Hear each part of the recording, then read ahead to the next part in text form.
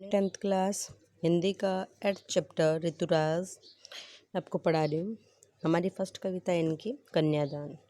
कन्यादान के विषय में कल मैंने आपको बताया था कि इसमें कवि ने माँ और बेटी के परम आदर्शवाद के रूप को हटकर कुछ माँ अपनी बेटी को एक शिक्षा दे रही है, क्योंकि वर्तमान समाज में जब हम स्त्रियों की दशा और उनके आचरण संबंधी नियम देखते हैं तो इसमें ये आदर्श एक मुखौटे की तरह दिखाई देते हैं।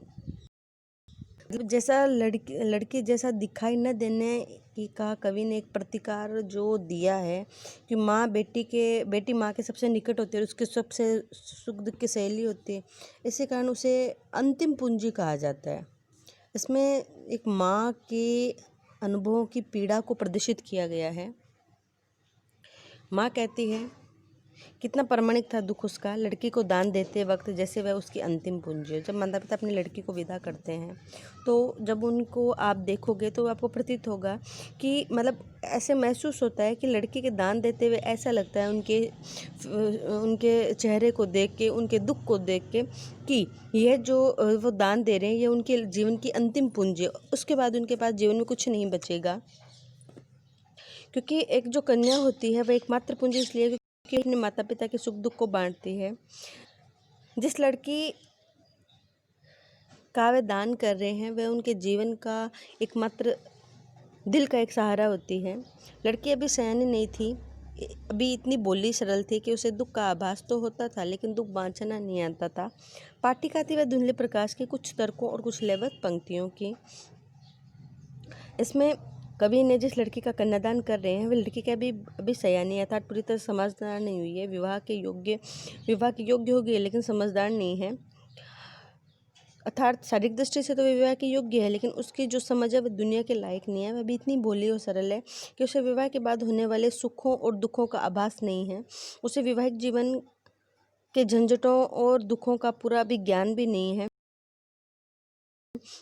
विवाह के अनदेखे सुख का एहसास जरूर से है। अर्थात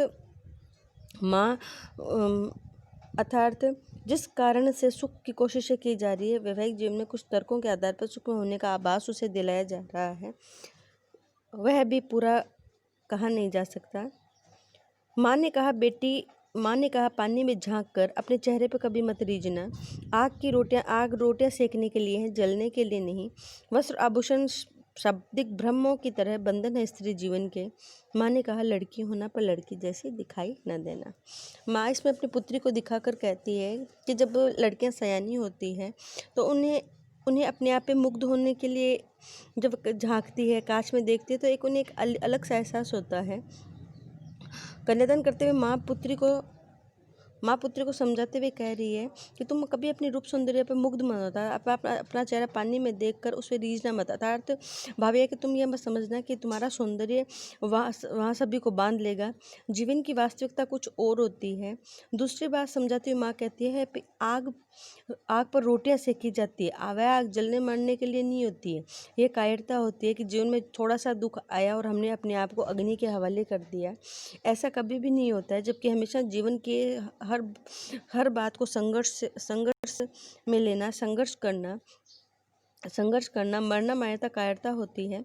वस्त्र और आभूषणों को स्त्री को शोभा कारक माना जाता है, परंतु वास्तव में एक भ्रम होता है। स्त्री अच्छे और कीमती वस्त्र पहनकर उसके बारे में यह गलतफहमी में पाल लिया जाता है कि ससुरालों से बहुत प्यार करते हैं, वे इनके लोभ में आ जाती है। लेकिन यथार्थ रूप यह होता है कि वस्त्र और आभूषण एक बंधन होते हैं, वे इसमें बंधन में ग्रस्त जाती है, इससे वह अपना अस्तित्व भूल जाती है। माँ ने पुत्री को अंतिम सीख दी कि तुम ससुराल में जाकर लड़की बनकर रहना पर लड़की जैसी दिखना मत। अर्थात तुम्हें सबके साथ बहुत अच्छा व्यवहार करना है, कोमल बनकर रहना है, लेकिन तुम्हें एक दुर्बल दमन चक्र से तभी अबला नहीं बनना है। तुम्हें सहनशील बनकर स्वाभिमान के साथ जीवन जीना है। कभी भी अपने अस्तित्व को मार कर नहीं रखना है, बल्कि हर परिस्थिति का सामना कर अपने आप को प्रतिमान रखना है, अपने आप को जीवित रखना है। संघर्षों को सहन करके उसमें से एक सोना बनकर तुम्हें निकलना है। तुम्हें अपने आप को नष्ट नहीं करना है। इस तरह से एक माँ और माता और पिता अपनी पुत्री को जब किसी के हवाले करते हैं अर्थात उसे विदा करते हैं, तो जो उनकी भावनाएं होती है उस पुत्री के प्रति वो एक चिंता और भय से आकृष्ट रहती है, क्योंकि उन्हें ये लगता है कि जिस पालन पोषण के द्वारा हमने अपनी बेटी को पाला है वो इतनी कोमल है कि ससुराल की उन साजिशों या उन दुखों को क्या वह सहन कर पाएगी। उनको ये मन में रहता है कि हम अपनी पुत्री को इस योग्य बना सकें कि जीवन में आने वाली हर समस्याओं का वह सामना कर सके और अपने आप को मजबूत बना सके, अपने जीवन में हर कर्तव्य का वो पालन कर सके।